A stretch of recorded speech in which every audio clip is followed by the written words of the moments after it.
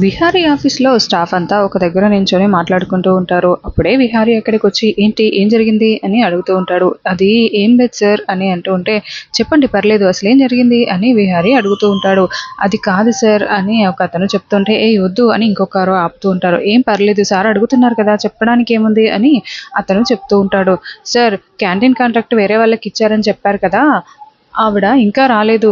అసలు మరి లంచ్ ఇక్కడ ఉందా? లేదా? క్యాంటీన్‌కి ఫుడ్ వస్తుందా? లేదా? మేము బయట తినాలా? అని అందరం డిస్కస్ చేసుకుంటున్నాం సార్" అని అంటూ ఉంటే, "ఏంటి ఇంకా రాలేదా?" అని ఈ హర్ష వచ్చాడా? అంటే హర్ష కూడా రాలేదు సార్ అని వాళ్ళు చెప్తూ ఉంటారు. వెంటనే విహారీ హర్షకి కాల్ చేస్తాడు.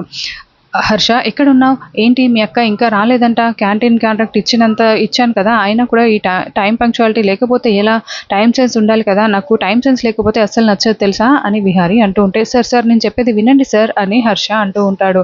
కానీ విహారీ వినకుండా హర్షని కోప్పడుతూ ఉంటాడు. "నువ్వెందుకు రాలేదు ఆఫీస్‌కి" అని అంటూ ఉంటే, "సార్ ఒక్క నిమిషం నేను చెప్పేది వినండి సార్ ప్లీజ్ సార్" అని హర్ష అంటూ ఉంటే, ఏంటి చెప్పు" అని విహారీ అంటాడు.